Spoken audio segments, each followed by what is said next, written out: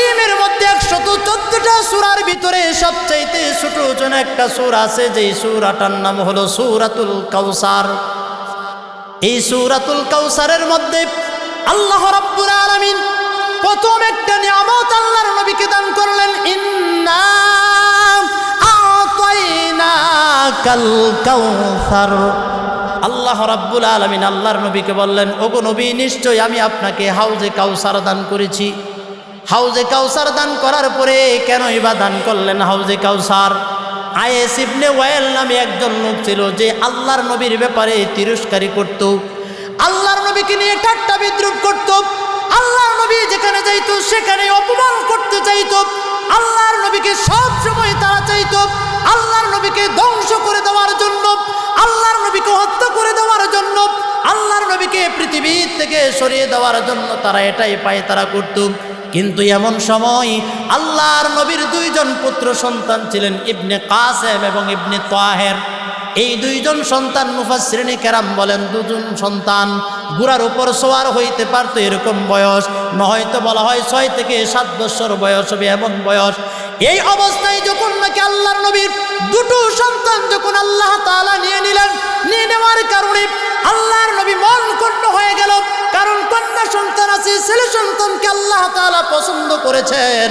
এই পছন্দ করার কারণে আল্লাহর নবীর মনটা যখন ছোট হয়ে গেল, আল্লাহর নবী যখন নীরব সহিত যখন বসে থাকতেন, গম্ভীরর সহিত যখন বসে থাকতেন, এমন সময় কাফের ওই আয়েস ইবনে ওয়াইল বলতে শুরু করলো, মুহাম্মদ লাসকাটা, মুহাম্মদ লাসকাটা। মুহাম্মদ কি লেসকাটা? তার কি নাই? পুত্র সন্তান নাই, কিন্তু সে হলো লেসকাটা। আমাদের সমাজেও তো বর্তমান জমানায় এরকম কিছু লোক আছে, একটা ছেলেকে যদি বিয়ে করানো হয়, বিয়ে করার পরে যদি দেখা যায় 5-10 বছরের ভিতরে যদি বাচ্চা কাচ্চা না হয়, সকালবেলা ঘুমের থেকে যদি ওই পুরুষ অথবা ওই মহিলার মুখ দেখে অনেকে এই কথা বইলা ফেলা, হায় হায় আল্লাহ, আজকে কার মুখ দেখলাম? কি বলে? আজকে কার মুখ দেখলাম? এই যে কার মুখ দেখলাম বুঝাই কি? 8 খুরার মুখ দেখছি। আচ্ছা, এবার বলেন তো, ছেলে এবং মেয়েকে বৈবাহিক বন্ধনে আবদ্ধ করার পরে তাদের মধ্য থেকে যদি কোনো সম্পদ যদি আল্লাহ পাক দুনিয়াতে না আনান, তাদের ভিতর থেকে যদি ছেলে এবং মেয়ে যদি না আসে, বংশগুলি যদি না বাড়ায়, তাহলে ওটার জন্য কি সে দায়ী? কথা বলেন, কথা কি বুঝতেছেন? এটার জন্য কি সে দায়ী নাকি? এবার বলেন তো, সন্তান দেওয়ার মালিক কে? জোরে বলেন, সন্তান দেওয়ার মালিক কে? সন্তান নেওয়ার মালিক কে? তাইলে যেহেতু আল্লাহ তাআলা সন্তান দেওয়ার মালিক, আর যেহেতুই আল্লাহ তাআলা সন্তান নেওয়ারও মালিক, তাহলে বোঝা গেল ওই দাম্পত্যের ভিতরে সেই ক্ষমতা নাই। একটা পুরুষ যখন বিয়ে করে, একটা মেয়ে যখন বৈবাহিক বন্ধনে আবদ্ধ হয়, তারও স্বপ্ন থাকে, ওই মেয়েটারও স্বপ্ন থাকে একটা বাচ্চা আমাকে মা বলে আমার কলিজাটা ঠান্ডা করুক। ওই পুরুষটারও স্বপ্ন থাকে একটা ছেলে হোক, একটা মেয়ে হোক, সে আমাকে যেন আব্বা বলে ডাক দিয়া আমার কলিজাটা ঠান্ডা করে। ঠিক না বে ঠিক? তাহলে বোঝা গেল সন্তান দেওয়া নেওয়ার মালিক কে? আল্লাহ। আল্লাহ রাব্বুল আলামিন যেহেতু সন্তান দেওয়া নেওয়ার মালিক, এই জন্য তারা যখন বলতে শুরু করলো মুহাম্মদ লেসকাটা, মুহাম্মদ লেসকাটা, এরকম পর্যায়ে যখন আল্লাহর নবী যেখানে যায়, এই আওয়াজটা যখন আল্লাহর নবীর কানে আসে, আরো মন খারাপ হয়ে গেল। এই জন্য আল্লাহ রাব্বুল আলামিন আল্লাহর নবীকে সান্ত্বনা দিলেন, আল্লাহর নবীকে সুসংবাদ দিয়ে সূরা কাউসারের মাধ্যমে সুসংবাদ দেয়া দিলেন, ও নবী গো, আমি আপনাকে হাউজে কাউসার দান করলাম। এই হাউজে কাউসার দান করার কারণে গো পয়গম্বর, আপনি আমার রবের নিকট 2টা জিনিসের মাধ্যমে শুকর আদায় করেন। একটা হলো ফাসাল্লি লিরাব্বিকা ওয়ানহার, ফাসাল্লি লিরাব্বিকা ওয়ানহার, ফাসাল্লি নামাজ। এখানে সল্লি দ্বারা বুঝাইলেন, ও পয়গম্বর, আপনি নামাজ পড়ে আমার নিকট কি করেন? শুকরিয়া আদায় করেন। আর বললেন ওয়ানহার, এবং বললেন কি করেন? কুরবানি করে, আমার নামে কুরবানি করে কি করেন? শুকরিয়া আদায় করেন। যে দুনিয়ার জমিনের মধ্যে যেখানে 2টা জায়গাকে বলা হয়েছে জান্নাতের জায়গা, একটা হলো মসজিদ, আরেকটা হলো কুরআন এবং হাদিসের যেখানে আলোচনা করা হয়। হাদিসের মধ্যে আসছে ওয়ানাজালাত আলাইহিমুস সাকিনা, যে যেখানে আল্লাহর এবং আল্লাহর রাসূলের কথা বলা হয়, সেখানে ফেরেশতারা চতুর্দিক দিয়ে বেষ্টন করে রাখে, এবং শুধু বেষ্টনী করে রাখে না, একজনের কাঁধে আরেকজন ভর করে করে এরকমভাবে তাদেরকে আসমান পর্যন্ত ঠেক দিয়ে রাখে। সুবহানাল্লাহ। আর এটা যেহেতু জান্নাতের বাগান, জান্নাতের ভিতরে কারা যাবে? যে কয়জনে আছেন একটু জবাব দেন। জান্নাতের ভিতরে কারা প্রবেশ করবে? জান্নাতি মানুষ যারা, ঠিক না? জান্নাতি মানুষ যারা, তারাই তো কি করবে? জান্নাতের মধ্যে প্রবেশ করবে, ঠিক না? আর যারা জাহান্নামী তারা কি জান্নাতে প্রবেশ করবে না? দুনিয়ার ভিতরে যেহেতু আল্লাহ রাসূল বলেছেন জান্নাতের বাগান এটা, তাহলে এই জান্নাতের মধ্যে জান্নাতি মানুষ যারা, তারাই এখানে আসবে, আর তারাই কি করবে? আল্লাহ এবং আল্লাহ রাসূলের কথা শুনবে, ঠিক না বেঠিক? তারাই একমাত্র আসবে। আর যারা মনে করেন আসতে পারে নাই, ঢুকতে পারে নাই, মনে করবেন তাদের কপাল পোড়া। কেন বললাম কপাল পোড়া? আল্লাহ রাব্বুল আলামিন অন্য একটা আয়াতের ভিতরে বলেন, ইয়াউমাইযিন তুহাদ্দিসু আখবারাহা, সেই দিন আল্লাহ তাআলার কাছে জমিন কিন্তু আমার আপনার বৃত্তান্ত যা আছে, আমার আপনার বৃত্তান্ত যা কিছু আছে সব কিন্তু সেই দিন কিন্তু কি করবে? আল্লাহ তাআলার কাছে পেশ করবে।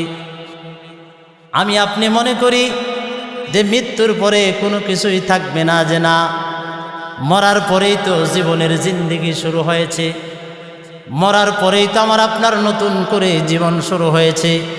যেই জীবনের শুরু আছে এবং কিন্তু তার কিন্তু শেষ নাই, অনন্ত অনাদিকাল পর্যন্ত থাকতে হবে। এজন্য আল্লাহ রাব্বুল আলামিনের নিকট জমিনের ভিতরে, আসমানের নিচে, জমিনের মধ্যে আপনি যেই জায়গার মধ্যে দাঁড়িয়ে দাঁড়িয়ে, যেই জায়গার মধ্যে বসে বসে নেক আমলগুলো করেছেন, কুরআন এবং হাদিসের কথাগুলো শুনেছেন, আল্লাহ তাআলার কথা শুনেছেন, আল্লাহর বরত্ব শুনেছেন, আল্লাহর রাসূলের কথা শুনেছেন, রাসূলের জীবনী শুনেছেন, সেই জমিনটাও কিন্তু একদিন আমার আপনার জন্য আল্লাহ তাআলার কাছে সাক্ষী দিবে। কেমনভাবে সাক্ষী দিবে? একটা মানুষকে যখন আল্লাহ রাব্বুল আলামিন জাহান্নামে যাওয়ার জন্য যখন নাকি অর্ডার দিয়া দিবেন, কিন্তু ফেরেশতাদেরকে বলবেন, ও ফেরেশতারা, আমার এই বান্দার কোনো আমল যেহেতু নাই, তোমরা তার নথিপত্র যা আছে, আরএস দলিল যা কিছু আছে সব কিছু দেখলা, তার ভিতরে কিন্তু তার কোনো আমল নাই। কিন্তু তার যে আমল নাই এটা তোমরা দেখলা, এটাকে ভিত্তি করে যেহেতু তার স্থানটা জাহান্নামের ভিতরে নির্ধারণ করা হলো, ও ফেরেশতারা, তোমরা একটু অপেক্ষা করো, আমি আল্লাহ তাআলা তাকে উস্কুত করে দেই, তার জবানটাকে চুপ করে দিব। তার জবানটা চুপ করে দেওয়ার পরে আল্লাহ রাব্বুল আলামিন তার হাতের অঙ্গুলির জবান খুলে দিবেন, চোখের জবান খুলে দিবেন, কর্ণের জবান খুলে দিবেন, পায়ের জবান খুলে দিবেন। এরকমভাবে এক একটা অঙ্গ প্রত্যঙ্গর জবান খুলে দিবে। সর্বশেষ পর্যন্ত আল্লাহ রাব্বুল আলামিন তার বান্দা বান্দির ব্যাপারে জমিনকে পর্যন্ত জিজ্ঞাসা করবে, আর এই জমিন পর্যন্ত আমার আপনার ব্যাপারে সাক্ষী দেবে, আর বলতে থাকবে, আয় আল্লাহ, তোমার এই বান্দাটা একদিন অমুক জায়গায় মহিষাদান্না মধ্যপাড়া বাইতুল আমান কেন্দ্রীয় জামি মসজিদের উদ্যোগে ওয়াজ হয়েছিল, সেই ওয়াজের মাঠে আমি সেই ওয়াজের মাঠের জমি আমি তার ব্যাপারে সাক্ষী দিলাম। ওই দিন এই জান্নাতের বাগানে বসে তোমার ভয়ে, তোমার জাহান্নামের ভয়ে সে এক ফোঁটা চোখের পানি বের করেছিল গো আল্লাহ। এই কথা যখন বলে জমিন সাক্ষী দিবে, এই সাক্ষী দেওয়ার কারণে আল্লাহ রাব্বুল আলামিন ফেরেশতাদেরকে বলবেন, ও ফেরেশতারা, যাও আমার এই বান্দাকে জাহান্নামে না নিয়া আমার ওয়াদা অনুযায়ী আমার বান্দাকে জান্নাতের ভিতরে প্রবেশ করায়া দাও। তাহলে কি দরকার আছে কি না? দুনিয়াতে কত জায়গায় তো আমরা সাক্ষী বানাই, গুনাহের সাক্ষী বানাই। গুনাহের সাক্ষী কেমনে বানা? নিজে গুনাহ করে মোবাইলের মাধ্যমে করুক আর প্রকাশ্যেই করুক, দিনে করুক আর রাত্রেই করুক না কেন, যেইভাবেই করুক, কিন্তু এই গুনাহ করার পরেও আবার এটাকে দেখা যায় বন্ধুর কাছে যায় বলে, দোস্ত আজকে তো একটা কাজ করছে, কত বরত্বর মানে প্রকাশ করে বলে, হাসি দিতে দিতে বলে, মানে নিজের ভিতরে খুব উৎফুল্ল করে বলে কিনা, বলে না আমাদের যুবকরা বলে কিনা, বলেন অনেকেই বলে। গুনাহ করার পরে সে এটাকে আবার মানুষের কাছে বলে বলে এটাকে প্রকাশ করে। আল্লাহ বলেন যে না বান্দা, তুমি গুনাহ করেছো, এটা প্রকাশ করো না। তোমার গুনাহ হয়ে গেছে, তোমার অজান্তে হোক, তোমার জানার কারণে হোক, তুমি যাই না করো, বুঝা করো, যেইভাবে করেছো বান্দা, আর কাউকে এটার ব্যাপারে কি বলো না। বরঞ্চ তুমি গুনাহ করেছো, কিছুক্ষণ পরে হোক, একদিন পরে হোক, এক সপ্তাহ পরে হোক, যদি তুমি এটাকে অনুশোচনা করতে পারো, এই গুনাহটাকে পেশ করে যখন আমি আল্লাহর কাছে তওবা করবে, এই তওবার বিনিময়ে আমি আল্লাহ তাআলা তোমার জিন্দেগীর সমস্ত গুনাহগুলো মাফ করে দেব। এই জন্যে বলতেছিলাম যে জান্নাতের বাগানে জান্নাতি মানুষ যারা, তারাই কি করবে, আসবে। মাইকের আওয়াজ অনেকের কাছে যাচ্ছে, শুধু এই মহিষাদান্না গ্রামে নয়, পার্শ্ববর্তী গ্রামেও কি যাচ্ছে না, যাইতেছে। এই যে আপনাদের এখানে মোটামুটি স্টেজের পিছনে 100 হাত দূরে, আলহামদুলিল্লাহ বর্তমান বাংলাদেশে আমরা অনেক উলামা ইকরামরা, এই যে আব্দুল হান্নান ভাই বেলালি সহকারেও আমরা প্রায় জায়গাতেই বলি যে ওয়াজের মধ্যে যে একটা মেলার অবস্থা হয়ে গেছে। এই দোকানপাটগুলা, যে দোকানদাররা ব্যবসা করে তাদের পরিবার চলে, হ্যাঁ এটাও আমরা মানি, স্বীকার করি। কিন্তু বর্তমান মানুষের যে অবস্থা, বর্তমান মানুষের যে পরিস্থিতি, এই পরিস্থিতির ভিতরে যদি মানুষ যদি দিনের কথা ভালো করে শুনতে না পারে, দিনের পথে যদি সঠিকভাবে তারা না আসতে পারে, তাহলে মানুষের অবস্থাটা কী হবে একটু চিন্তা করে দেখেন। এজন্যে এই দোকানপাটে দেখা যায় মানুষের কোনো কমতি নাই, ফ্যান্ডেল খালি থাকে, ওইখানে মানুষের কোনো কমতি নেই। অবস্থা এরকম হয় কি না? অনেক জায়গায় লোক আছে, ভলান্টিয়ার যারা আছে, তারা হাতে পায়ে ধরে মানুষদেরকে বলে, তারপরেও কি আসে? এটা হলো আসলে তকদির। যার তকদিরে আছে সেই একমাত্র আসতে পারবে। কারণ দাওয়াত তো আজকে 3-4 দিন ধরেই দেওয়া হইতেছে, ঠিক না? যারা কবুল করবে তারাই কি আসতে পারবে। মা বোনদের ফ্যান্ডেল আছে, মা বোনদের ফ্যান্ডেল আছে, যাক আলহামদুলিল্লাহ। যাই হোক, আমি ভূমিকার শুরুতে আপনাদের সঙ্গে কিছু কথা বলেছি, মূলত আমার এটা বিষয় না। আমি স্টেজে ওঠার আগে আপনাদের এখানে একজন কথা বলতেছিলেন, হুজুরের নাম জানি কি, আমার আগে মুস্তাকিম বিল্লাহ সাহেব। তো হুজুর কথা বলতে যায়া এখানে নামাজের কথা বলেছেন। তো দেখলাম হুজুর নামাজের কথা বলতে যায়, আবার হুজুর সময়ের কারণে মনে হয় ওখান থেকে পিছনে চলে আসছেন।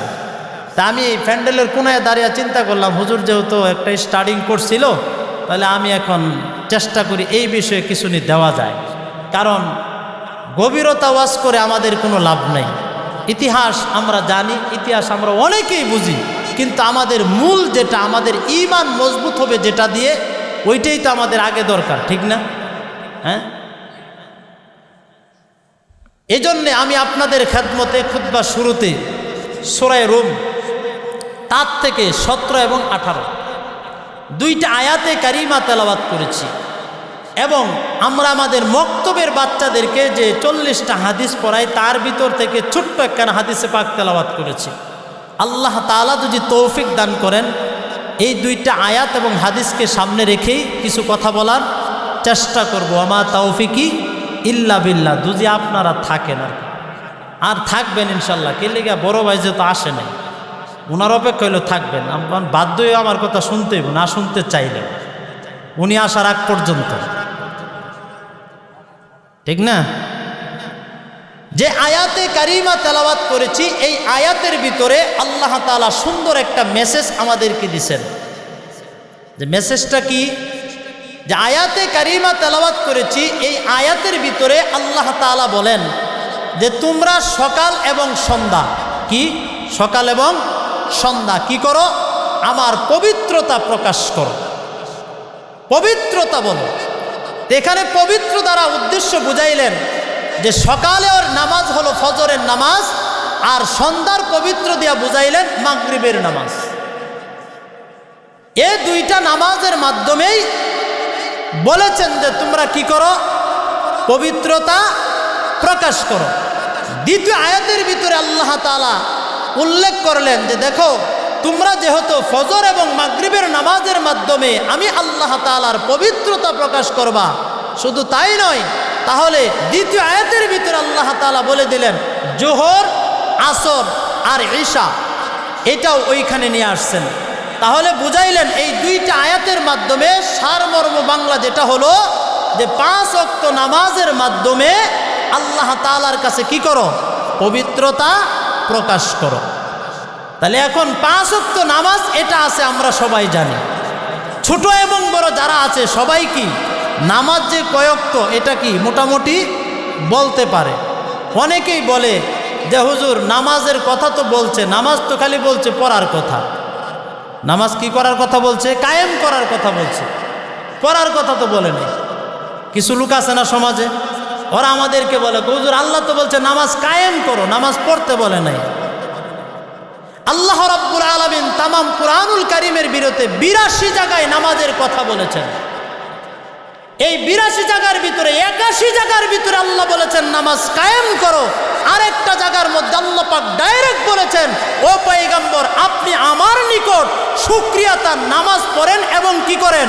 কুরবানি করেন। জানা দরকার আছে না? কোথায় বলছেন? আল্লাহ রাব্বুল আলামিন কুরআনুল কারীমের মধ্যে 114টা সূরার ভিতরে সবচেয়ে ছোট ছোট একটা সূরা আছে, যেই সূরাটার নাম হলো সূরাতুল কাউসার। এই সূরাতুল কাউসারের মধ্যে আল্লাহ রাব্বুল আলামিন প্রথম একটা নিয়ামত আল্লাহর নবীকে দান করলেন, ইন্না আ'তাইনাকাল কাউসার। আল্লাহ রাব্বুল আলামিন আল্লাহর নবীকে বললেন ওগো নবী নিশ্চয় আমি আপনাকে হাউজে কাউসার দান করেছি। হাউজে কাউসার দান করার পরে কেনই বা দান করলেন হাউজে কাউসার? আয়েস ইবনে ওয়াইল নামে একজন লোক ছিল যে আল্লাহর নবীর ব্যাপারে তিরস্কারি করত, আল্লাহর নবীকে নিয়ে ঠাট্টা বিদ্রুপ করত, আল্লাহর নবী যেখানে যাইতো সেখানে অপমান করতে চাইতো, আল্লাহর নবীকে সব সময় তারা চাইতো আল্লাহর নবীকে ধ্বংস করে দেওয়ার জন্য, আল্লাহর নবীকে হত্যা করে দেওয়ার জন্য, আল্লাহর নবীকে পৃথিবী থেকে সরিয়ে দেওয়ার জন্য তারা এটাই পায় তারা করত।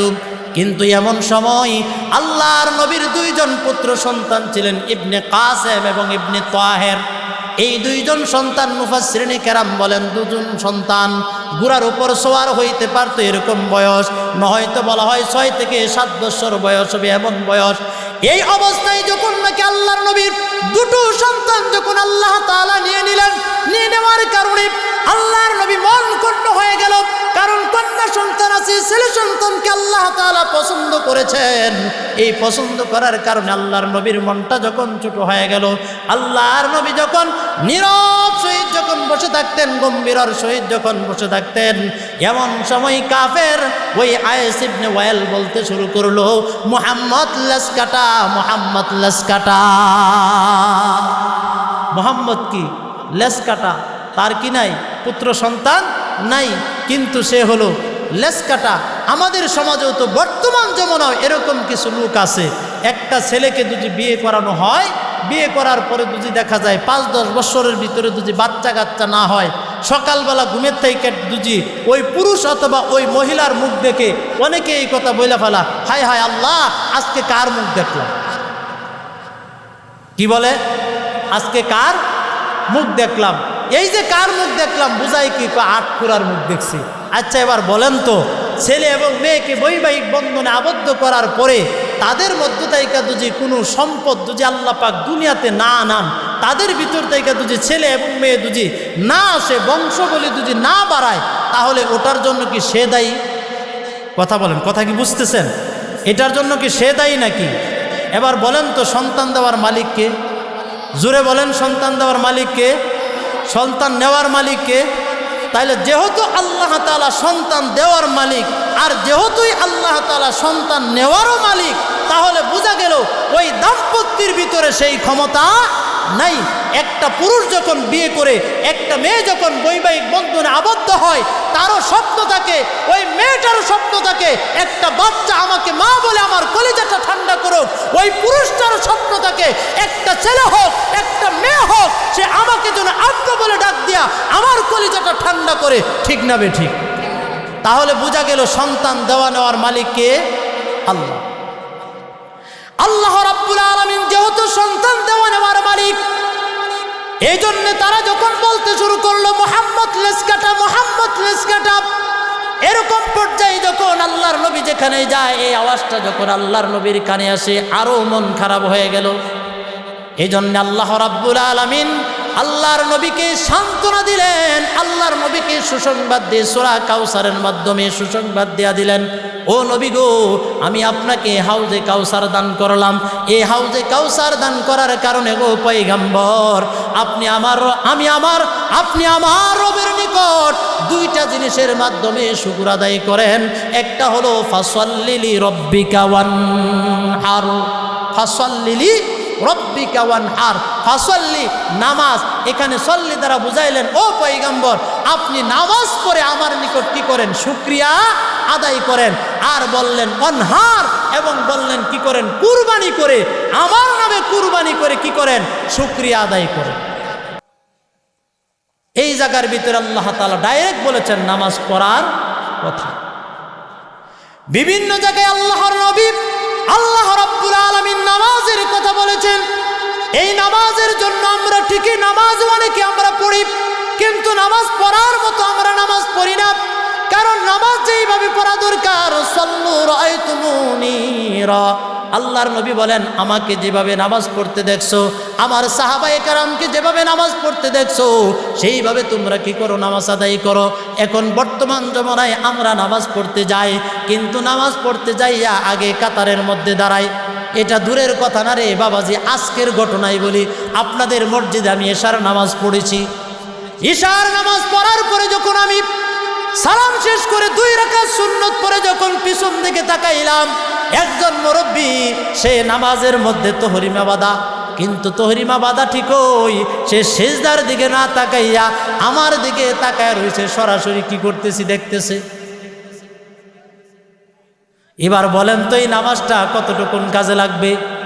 যেই নামাজের মধ্যে খুশু এবং খুজু নাই, যেই নামাজের মধ্যে তরতিব ঠিক নাই, যেই নামাজ যেইভাবে আল্লাহর নবী পড়েছেন, সাহাবায়ে কেরাম যেইভাবে পড়েছেন, ওইভাবে যদি নামাজ না হয়, তাহলে আপনি কেমনে নামাজ পড়বেন? এজন্য মুসলমান বাবাজিরা বলতেছিলাম, নামাজের মধ্য থেকে আল্লাহ তাআলার কাছ থেকে, নামাজের মাধ্যমেই কিন্তু আল্লাহর কাছ থেকে সমস্ত কিছু হাসিল করা যায়। আল্লাহর কাছ থেকেই কিন্তু নামাজের মাধ্যমে সব কিছু চাওয়া পাওয়া, বান্দাবান্দির যত ধরনের চাওয়া পাওয়া আছে সব কিন্তু নামাজ থেকে হাসিল করা যায়। ঠিক না বেঠিক? আল্লাহ রাব্বুল আলামিন বলেন, ইয়া আইয়ুহাল্লাযীনা আমানুস্তাঈনু বিস-সাবরি ওয়াস-সালাহ। আল্লাহ তাআলা বলেন, হে ঈমানদারেরা, তোমরা কি করো? ধৈর্যের মাধ্যমে এবং সালাতের মাধ্যমে কি করো? আমার কাছ থেকে সাহায্য চাও। নামাজের মাধ্যমে, ধৈর্য এবং সালাতের মাধ্যমে আমার কাছ থেকে, আমি আল্লাহ তাআলার কাছ থেকে সাহায্য চাও। কারণ নামাজের মাধ্যমে যখন আল্লাহ তাআলার কাছে বান্দা বান্দি যখন সাহায্য চাইবে, সেজদায় পড়ে যখন কান্নাকাটি করে, ও মুসলমানেরা, আমরা কিন্তু জানি না সাহাবায়ে কেরাম কোনো সমস্যায় পড়লে সুন্দর করে ওযু বানাইতেন, সুন্দর করে ওযু বানায়া তারপরে তারা নামাজের মধ্যে দাঁড়াইতেন। এজন্য আমরা বলি না, আমাদের মুরব্বীরা বলেন, নামাজের ভিতরে খুশু এবং খুজু আনার জন্য, নামাজের ভিতরে পরিপূর্ণ তাকওয়া আনার জন্য, নামাজটা পরিপূর্ণ হওয়ার জন্য 1 নাম্বার শর্ত হইল তোমার ওযুকে আগে ঠিক করো, তোমার ওযুকে আগে সুন্দর করে ওযু বানাও। কারণ আমরা তো ওযু বানাই, ওযু বানানোর ভিতরে আমাদের সৌন্দর্যতা নাই, অঙ্গ প্রত্যঙ্গগুলো সঠিকভাবে কিন্তু আমরা ধুই না, অঙ্গ প্রত্যঙ্গ যেইভাবে খিলাল করা দরকার আমরা করি না, মাথা যেইভাবে মাসা করা দরকার আমরা মাসা করি না। ঠিক না বেঠিক? যার ওযু সুন্দর যত হবে, তার নামাজও তত সুন্দর হবে, নামাজের প্রতি তার মনোযোগ তত সুন্দর হবে। ওযুর মাধ্যমে কিন্তু ফায়দা আছে। ইমামে আযম আবু হানিফা রাহমাতুল্লাহি আলাইহি বলেন, একজন বান্দা ওযু করে ওনার সামনে দাঁড়াইলেন, উনি জিজ্ঞাসা করলেন, হে আল্লাহর বান্দা, তুমি কি চুরি করেছো নাকি? এবার লোকটা বলে, হুজুর আপনি কেমনে জানলেন আমি চুরি করলাম? ইমামে আযম বলেন, ও আল্লাহর বান্দা, তুমি যে ওযু করেছো, ওযু করার পরে তোমার দাড়ি বেয়ে বেয়ে যে পানিগুলা পড়তেছে, থুতা বেয়ে বেয়ে যে পানি পড়তেছে, তোমার হাত কোনো পর্যন্ত দেওয়ার কারণে তোমার হাতের অঙ্গুলির মাধ্যমে যেই পানিগুলা পড়তেছে, আর পা দেওয়ার পরে যে অবশিষ্ট পানিগুলা পড়তেছে, আমি তাকায় দেখতেছি তোমার চুরির গুনাহগুলো ওযুর পানির সঙ্গে জোরে জোরে পড়তেছে। শুধু তাই নয়, আরেকজনকে দেখলেন, এ ভাই তুমি কি জিনা করেছ? উনি বলেন, হুজুর আপনি কেমনে বুঝলেন আমি যে জিনা করলাম? আমি তাকায় দেখতেছি তুমি ওযু করার পরে ওযুর পানির ফোঁটার সঙ্গে সঙ্গে তোমার জিনার গুনাহগুলো জোরে জোরে পড়তেছে। সুবহানাল্লাহ। এই জন্য মাসআলার মধ্যে আসছে, ওযু করার পরে যেই কাপড় দিয়া অঙ্গগুলো মুছা হয়, মুখ মুছলেন, হাত মুছলেন, পা মুছলেন, এটাকে বিছিয়ে কখনো নামাজ পড়তে নিষেধ করেছেন। আমরা তো ওযু করি, মসজিদে যায় ওযু বানাই, ওযু বানায়া পরনের লঙ্গি দিয়া শরীর মুছি, ওযুর অঙ্গ পতঙ্গ মুছি, ঠিক না? এই যে ওযু অঙ্গ পতঙ্গের পানির সঙ্গে গুনাহ পড়ে, গুনাহগুলো সেখানে কি থাকে? লেগে থাকে। এই জন্য নিষেধ করেছেন যে যেই জিনিস দিয়া, যেই কাপড় দিয়া তুমি তোমার ওযুর অঙ্গ পতঙ্গগুলো মুছো, ওই কাপড় বিছিয়ে তুমি নামাজ পড়ো। ওযুর মাধ্যমে শুধু তাই নয়, ওযুর মাধ্যমে কত সুন্দর ফায়দা হয়। কাল কিয়ামতের ময়দানে আম্মা জান হযরত আয়েশা সিদ্দিকা রাদিয়াল্লাহু তাআলা আনহা আমার আপনার নবী বিশ্ব নবী জনাবে মুহাম্মদুর রাসূলুল্লাহ সাল্লাল্লাহু আলাইহি সাল্লামকে প্রশ্ন করলেন, ওগো রাসূল, কাল কিয়ামতের ময়দানে কোটি কোটি মানুষ থাকবে, 100 লক্ষ পয়গম্বরের উম্মত থাকবে, হযরতে আদম আলাইহিস সালাম থেকে নিয়ে আপনি পর্যন্ত উম্মত থাকবে। ওগো নবী, সেই দিন আপনি আপনার উম্মতকে কেমনে চিনবেন? সেই দিন আপনার উম্মতকে চিনার উপায় কি?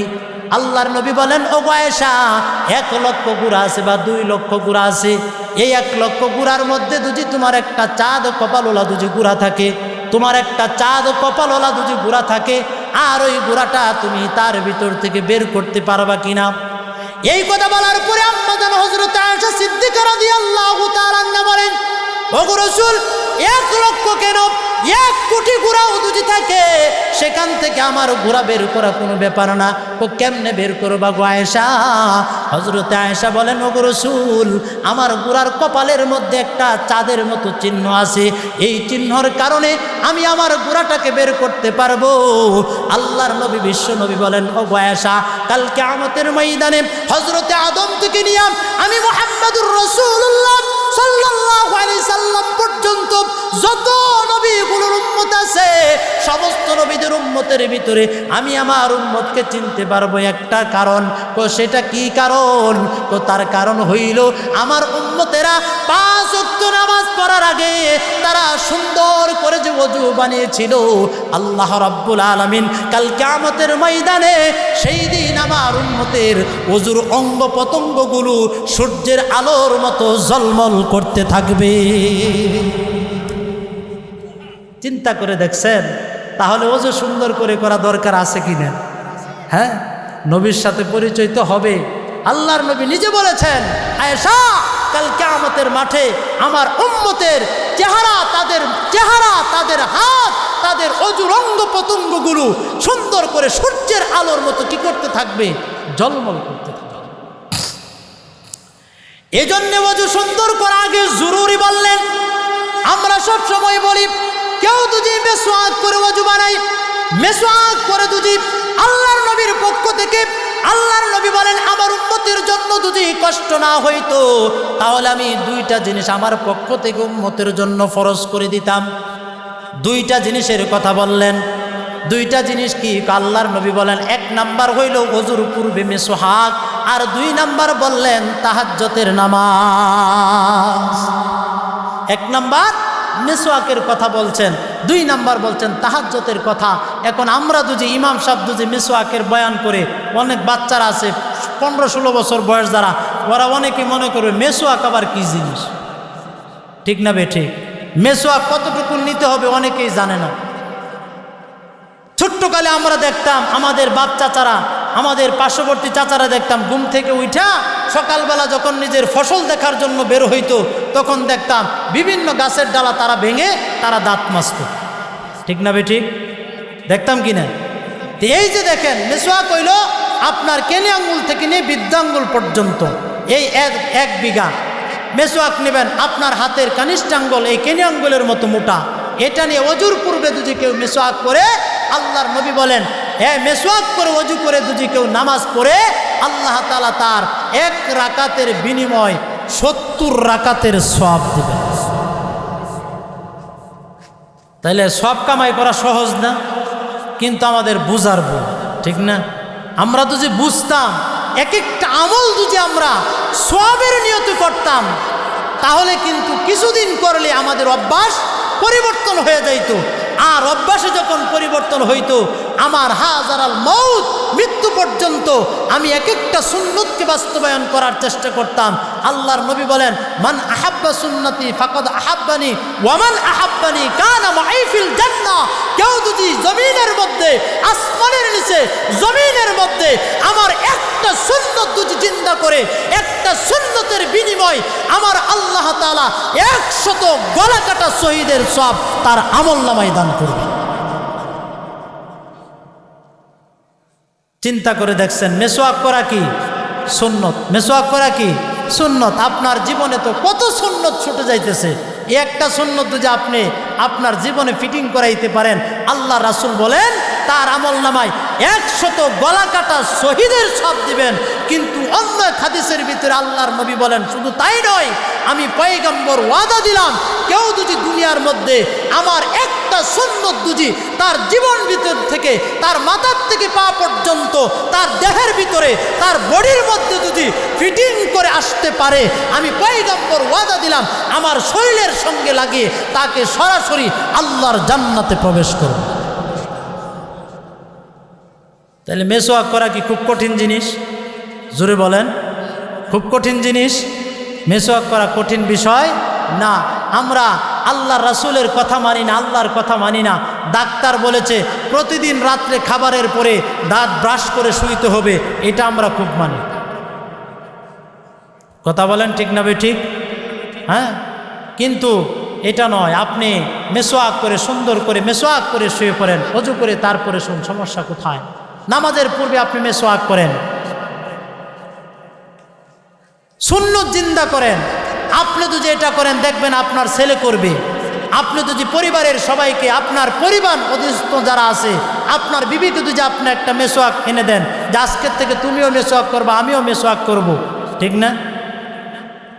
কিন্তু অনেক সুন্নত আছে আমরা এগুলো মানতে চাই না, খালি আমরা শান্তির জন্য দৌড়াই, শান্তি খুঁজি। আর মিয়া শান্তি একদম নিকটে, আমার কথা না, আল্লাহ রাসূলের কথা। আসসালামু কাবলাল কালাম, আগে তুমি সালাম দাও তারপরে কথা বলো। আজকে আমাদের সমাজের মধ্যে দেখা যায় একজন আরেকজনকে সালাম দেয় না। এখন একজন আরেকজনকে সালাম দেয় না, এই জ্বর তুফান এসে পড়ে ইমাম সাহেবের মুখে। ইমাম সাহেব সালাম দেয় না, কে লেগে? আমি মসজিদের সভাপতি, আমার কেন সালাম দিল না? আমি মসজিদের সেক্রেটারি, আমার ইমাম সাহেব কেন সালাম দিল না? হ্যাঁ, আমি কি হুজুরের বেতন দিই না, হুজুর আমার সালাম দিল না কেন? আমি এলাকার মাতাব্বর, আমার কেন সালাম দিল না? ওই মিয়া, উনি ইমাম হয়েছে দিকে খালি আপনাদেরকে দিব না, কি আপনারা ইমামরা দিতে পারেন না? সমাজে এরকম ঘটনা ঘটে কিনা বলেন? আল্লাহর নবী, বিশ্ব নবী সাল্লাল্লাহু আলাইহি ওয়াসাল্লাম বলেন, তোমরা ঘরের মধ্যে শান্তির জন্য দৌড়াইতেছো, অথচ আল্লাহ রাব্বুল আলামিন শান্তির জায়গা কত সুন্দর করে তৈরি করে রেখে দিয়েছেন। আল্লাহর নবী বলেন, তোমরা 2টা জিনিস বেশি করো। 1 নম্বর হইল সালামের কথা বলছেন, আর 2 নম্বর বলছেন আনিত তাআম, বেশি বেশি খাওয়াও। রাসূল বলছেন আনি সালাম, আগে সালাম দাও, বেশি বেশি সালামের প্রচার করো, সবচেয়ে বেশি সালামের প্রচার করো। এত প্রচার করো কেন?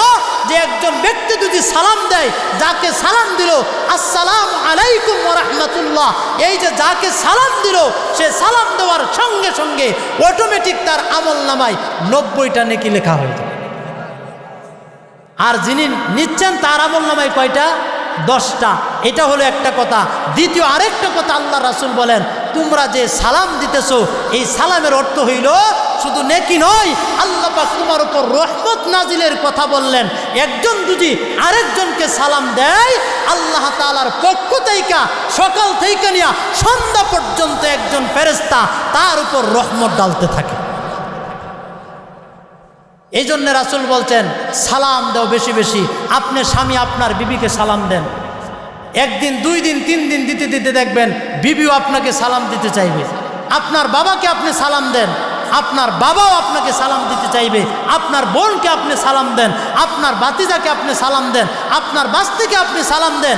এইভাবে যখন ঘরের ভিতরে যখন একজন আরেকজনকে সালাম দিতে থাকবে, সালামের অর্থ হইল আল্লাহ তাআলার রহমত শান্তি আপনার উপর বর্ষণ হোক।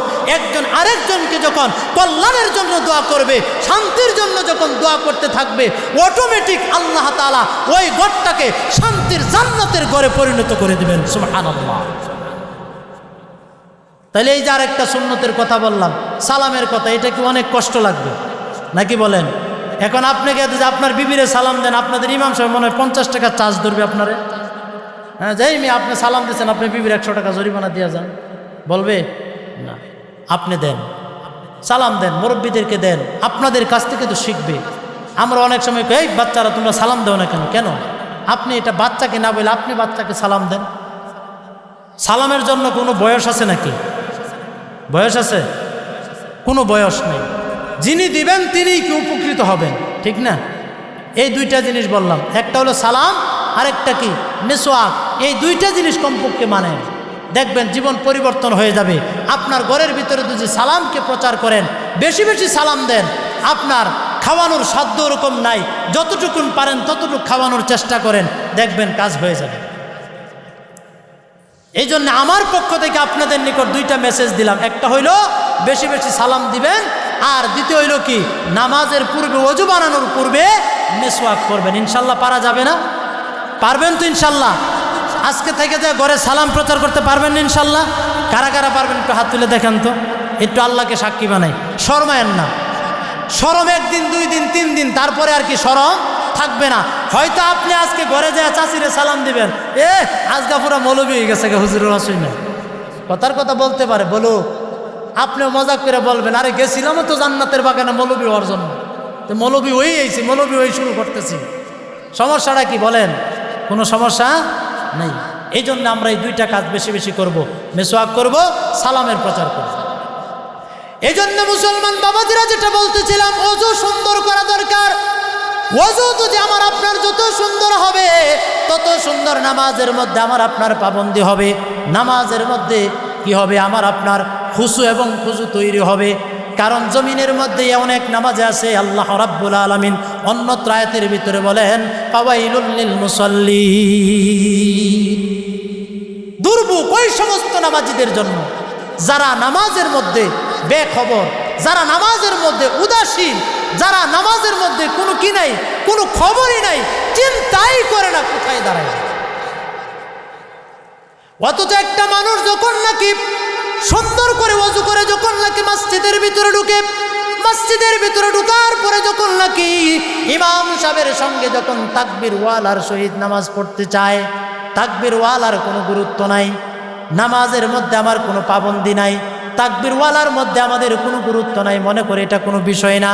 শয়তান আমাদেরকে ধোঁকা দেয়, ইন্নাশ শাইতানা লিল ইনসানি আদুউম মুবিন। শয়তান আমাদের হলো প্রকাশ্য দুশমন। তার কারণ কি জানেন নাকি? আল্লাহ রাব্বুল আলামিন বলেন, ওয়াইয কুলনা লিল মালাইকাতি ইসজুদু লিআদামা ফাসাজাদু ইল্লা ইবলিস আবা ওয়াস্তাকবারা ওয়া কানা মিনাল কাফিরিন। শয়তান কি করে ধোঁকা দেয় কেন? ওই যে আল্লাহ রাব্বুল আলামিন হযরতে আদম আলাইহিস সালামকে যখন বানাইলেন, আদম আলাইহিস সালামকে বানানোর পরে তার ভিতরে যখন রূহ দিলেন, রূহ দেওয়ার পরে যখন ফেরেশতাদের সামনে যখন পেশ করলেন, ফেরেশতাদের সামনে পেশ করার পরে এবার আল্লাহ তাআলা ফেরেশতাদেরকে বললেন, ও ফেরেশতারা তোমরা বলো তো এই জিনিসগুলোর নাম কি? এবার ফেরেশতারা বললেন, ও গো আল্লাহ, আমরা জানি না, আপনিই ভালো জানেন। এই কথা যখন বললেন, বলার পরে এবার আল্লাহ রাব্বুল আলামিন হযরতে আদম আলাইহিস সালামকে আগেই শিখিয়ে দিয়েছেন।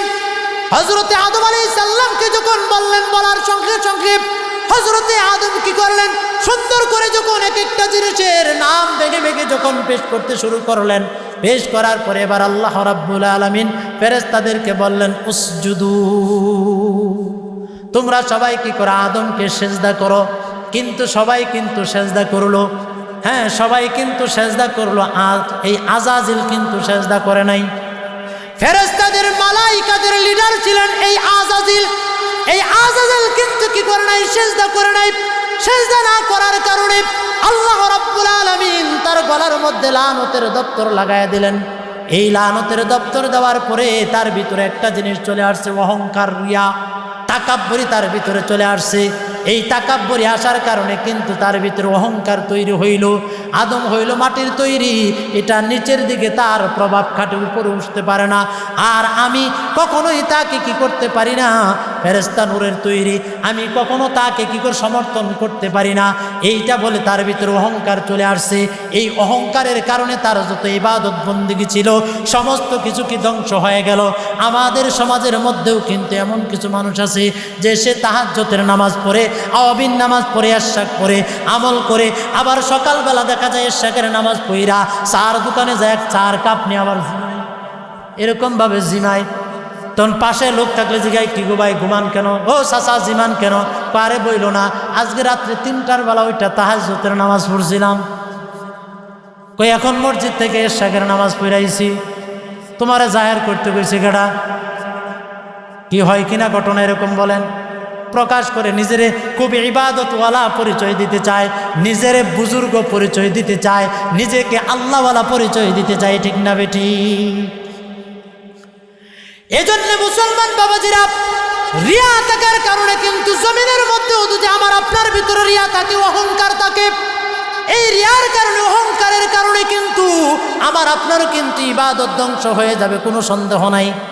আমার আপনার শুধু ইবাদত ধ্বংসই হবে না, আমার আপনার মালও পর্যন্ত ধ্বংস হয়ে যাবে। আল্লাহ রাব্বুল আলামিন অন্যত্র আয়াতের ভিতরে বলেন, ইন্নামাল আমওয়ালুকুম ওয়া আওলাদুকুম ফিতনা। তো মাল দিলাম, সন্তান দিলাম, এই দুইটা তোমার জন্য ফিতনা। তো দুইটা ফিতনা কেমনে হইল? দুইটা ফিতনা হইল, তো মাল যদি সঠিকভাবে ব্যবহার না করো, আমি আল্লাহ পাক মাল দিছি তোমাকে ক্ষণিকের জন্য, তোমাকে পরীক্ষা করার জন্য। আর এই পরীক্ষা তোমাকে মাল দেওয়ার পরে তুমি এমনভাবে রাস্তায় চলাফেরা করো, তুমি মুরব্বীদেরকে সম্মান করো না, তুমি টাকার অহংকার দেখাও, টাকার বড় লোকি দেখাও, টাকা যে আছে তুমি একটা ক্ষমতা প্রয়োগ করো, এই এটা করে ফেল, তুমি নিরীহ মানুষের উপর জুলুম করো, তুমি নিম্নশ্রেণীর দিন মজুরের উপর তুমি কি করো, ক্ষমতা কাটাও, তোমার টাকার যে অহংকার এটা তুমি তাদের উপর প্রয়োগ করো। আল্লাহ রাব্বুল আলামিন বলে, হে টাকাওয়ালা, তোমাকে কিন্তু আমি এটার পাহারাদারি নিয়োগ করছি, কিন্তু এই পাহারাদারির মধ্যে যায় যদি তুমি 2 নম্বরই করো, এই পাহাড়ির মধ্যে, পাহারাদারির মধ্যে যায় যদি তুমি কি করে আমানতের খেয়ানত করো, আমি আল্লাহ তাআলা কিন্তু তোমাকে ছাড় দিব না। আল্লাহ পাক ধরবেন, আল্লাহ পাক ধরবেন, অটোমেটিক চলে যাবে, টেরও পাইবেন না কেমনে যাবে। আর ইবাদতের মধ্যে যদি রিয়া চলে আসে, অহংকার চলে আসে, এই রিয়া এবং অহংকারের কারণে কিন্তু সব ধ্বংস হয়ে যাবে। এজন্যে শয়তানের ভিতরে রিয়া এবং অহংকার থাকার কারণে সে যখন আদমকে যখন সিজদা করলো না, একটা মাত্র সিজদা, অন্যত্র হাদিসের ভিতরে আল্লাহর নবী, বিশ্ব নবী সাল্লাল্লাহু আলাইহি সাল্লাম বলেন, আদমকে যখন সিজদা করতে বলা হলো, আদম সন্তান আল্লাহ তাআলাকে সিজদা করে আর তারা জান্নাত কামাই করে নিল। আর আমাকে সেজদার কথা বলায় আমি আদমকে সেজদা করলাম না বিদায় আজকে আমার ঠিকানা কোথায় হয়ে গেল, আমি কাফের হয়ে গেলাম, আমার সমস্ত কিছু বরবাদ হয়ে গেল। এই হলো অবস্থা। এই জন্য একটা সেজদার বিনিময় তো মানুষের জীবনকে পরিবর্তন করে দেয়। কারণ কোথায়, কোন জমিনের মধ্যে, কোন স্থানে আমার একটা সেজদা কবুল হবে এটা আমরা কখনো বলতে পারি না। সমাজের মধ্যে এমন কিছু লোক আছে তারা বলে, পাল্লা তো নামাজ পড়তে বলছে, একটা সেজদা কবুল করব, তবে একটা সেজদা কবুল করব, এক সেজদা তো দেই আমরা, আর আমি একটা সেজদা কবুল করব, কোন নামাজের সেজদা কবুল করব, কোন নফলের সেজদা কবুল করব, কোন সুন্নতের সেজদা কবুল করব, এটা কি আমরা কখনো বলতে পারি? তাহলে যেহেতু আমাদের জানা নাই কোন সেজদাটা আমার কবুল হবে, ফজরেরটা হবে না জোহরেরটা হবে না আসরেরটা হবে না মাগরিবেরটা হবে না এশারটা হবে না ফজরেরটা হবে, কোন ওয়াক্তের নামাজের সিজদা আমার কবুল হবে এটা যেহেতু আমার জানা নাই, এজন্য আমার দায়িত্ব 7 বছর বা 10 বছরের পর থেকে হাজারাল মাউত, মৃত্যু পর্যন্ত আমার কি করতে হবে, নামাজকে সঠিকভাবে কায়েম করতে হবে, আমাকে সঠিকভাবে সিজদা করতে হবে। ঠিক না বে ঠিক? চিৎকার দিয়া বলে। এজন্য মুসলমান বাবাজিরা, আমরা নামাজের পূর্বে যখন আজান হয়ে যাওয়ার পরে দেখবেন কিছু মানুষ আছে শয়তান তাদেরকে ধোঁকা দেয়, মাত্র আজান দিল, আরে নামাজ তো 15 মিনিট পরে একটু বস,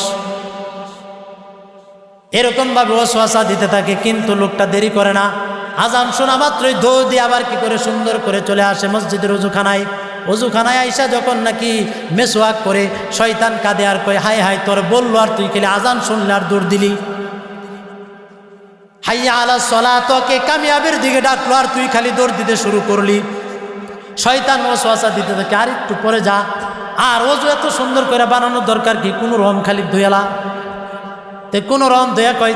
এখন দেখে যে না, ওযু সুন্দর করে করলো, ওযু সুন্দর করে করার পরে এবার যখন নাকি বান্দাটা সুন্দর কইরা মসজিদে ঢুকার যে 5টা আদব আছে, এই 5টা আদব খেয়াল কইরা যখন ডান পাও দিয়া যখন মসজিদের ভিতরে ঢুকে, তখন শয়তান খালি আফসোস করতে থাকে আর কান্না করতে থাকে।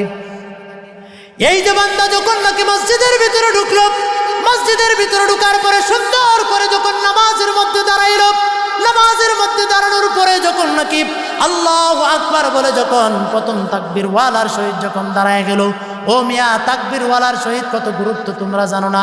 ইয়াকুব নানুতুবি রহমতুল্লাহি আলাইহি দারুল উলুম দেওবন্দ মাদ্রাসার প্রথম শাইখুল হাদিস, আল্লাহর ওলি যখন নাকি পানি পথে যখন নাকি সফরে গেছিলেন, নৌকা থেকে নামার পরে যখন নাকি মানুষের সঙ্গে যখন নাকি মুসাফা করতেছেন, আসসালামু আলাইকুম ওয়া রাহমাতুল্লাহ, আসসালামু আলাইকুম ওয়া রাহমাতুল্লাহ, মুসাফা করতে করতে যখন নাকি উনি আসরের নামাজের তাকবীর ওয়ালা সুইটা গেছে, আসরের নামাজের তাকবীর ওয়ালা সুইটা যাওয়ার পরে উনি তখন নামাজ শেষ হওয়ার পরে অসুস্থ হয়ে গেছে।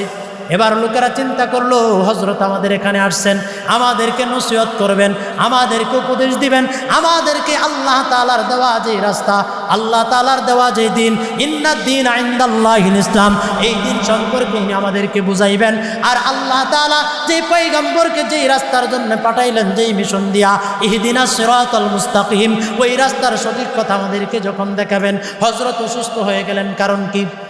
হযরত অসুস্থ হয়ে গেলেন, কাসিম নানুতুবি, ইয়াকুব নানুতুবি রাহমাতুল্লাহ আলাইহি যখন অসুস্থ হয়ে গেলেন, অসুস্থ হয়ে যাওয়ার কারণে ডাক্তার আনতে শুরু করলেন। হাকিম তাড়াতাড়ি খবর দাও, ডাক্তার খবর দাও, হযরত অসুস্থ হয়ে গেল। এইভাবে যখন নাকি ওনাকে ডাক্তার আনার জন্য দৌড়াদৌড়ি শুরু করলেন, আল্লাহর ওলি তখন বললেন, ডাক্তারের প্রয়োজন নাই, হাকিমের প্রয়োজন নাই, তোমরা একটু সবর করো, তোমরা একটু ধৈর্য ধারণ করো, সামনে মাগরিবের নামাজের সময় আসতে দাও, মাগরিবের নামাজের সময় আমাকে আসতে দাও। মাগরিবের নামাজের যখন নাকি আজান হয়ে গেল, আজান হয়ে যাওয়ার পরে যখন নাকি উনি মাগরিবের নামাজ যখন নাকি তাকবীর ওয়ালার সহিত যখন নাকি আদায় করলেন, আদায় হওয়ার পরে এবার মুরিদেরা জিজ্ঞাসা করে, উস্তাদজি, ও হযরত, আপনি নামাজের পূর্বে কেনই বা অসুস্থ হয়ে গেলেন, কারণটা কি? এবার আল্লাহর ওলি ডাক দিয়া বলেন, তোমরা জানো না, আমার জীবনের 40টা বছর হয়ে যাবে, আমার জীবনের 40 বছরের ভিতরে আমি কোনোদিন আমার তাকবীর ওয়ালা ছুটে নাই, কিন্তু আজকে আসরের নামাজের তাকবীর ওয়ালা ছুটে গেছে। এই যে তাকবীর ওয়ালা ছুটে গেল, আমার জীবনের শেষ নামাজ যদি আজকে হয়ে যাইতো, আসরের নামাজের পরে যদি আমার মৃত্যু হইতো, কুল্লু নাফসিন যায়িকাতুল মাউত, আমার যদি আসরের নামাজের পরে আমার যদি মৃত্যু হয়ে যেত, আমার যদি আসরের পরে যদি মৃত্যু হয়ে যেত, আর আমার জীবনের তাহলে শেষ নামাজটাই ছিল তাকবীর ছাড়া, তাহলে আমার এই জীবনের 40 বছরের তাকবীরের কোনো মূল্য নাই, আমার জীবনের এই 40 বছরের তাকবীরের কোনো আল্লাহর কাছে কোনো মূল্য নাই। আমি কি জবাব দিত এই চিন্তায়, এই পেরেশানি আমাকে পাগল বানিয়ে ফেলেছে, এই চিন্তায় আমি অসুস্থ হয়ে গিয়েছিলাম। এই জন্য আমি তোমাদেরকে বলেছি, ডাক্তার আনার দরকার নাই, হাকিম আনার দরকার নাই, মাগরিবের সময় হতে দাও। মাগরিবের সময় যখন হলো, আমি যখন তাকবীর ওয়ালার সহিত যখন নাকি নামাজ আদায় করতে পারলাম, তখন চিন্তা করেছি, এখন যদি আমার মৃত্যুটা হয়ে যায়, তাহলেও আমি আল্লাহর কাছে কোনো কিছু আমল পেশ না করতে পারলেও আল্লাহ তাআলার কাছে অতটুকুন পেশ করতে পারবো। ওগো আল্লাহ, আমার জীবনের এতগুলো দিন আমি তাকবীরওয়ালা, নামাজের তাকবীরওয়ালা কোনোদিন সারি নাই। তারা দেখেন এরকম ভাবে, শুধু এটা তো এই তো কিছুদিন আগের কথা, এটা হলো, শুধু তাই নয়, আল্লাহর নবীর সাহাবীদেরকে বাদ দেন, তারপরে একটু পরে আসেন তারপরের সিরিয়াল, হাদিসের কিতাবের ভিতরে বুখারী বলেন, মুসলিম বলেন, যত কিতাব আছে, আল্লাহর নবীর পক্ষ থেকে সবচাইতে বেশি যিনি হাদিস বর্ণনা করছেন, হাদিস বর্ণনাকারীর নাম হলো হযরতে আবু হুরায়রা রাদিয়াল্লাহু তাআলা। এই আবু হুরায়রা রাদিয়াল্লাহু তাআলা নামের মেয়ের জামাই ছিলেন, তার নাম হলো সাঈদ ইবনে মুসাইয়িব রাহমাতুল্লাহি আলাইহি।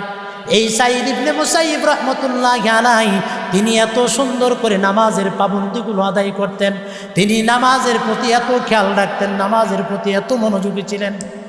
উনি একাধারে 40 বছর পর্যন্ত আজান দেওয়ার, মুয়াজ্জিন আজান দেওয়ার পূর্বে উনি মসজিদের ভিতরে প্রবেশ করতেন।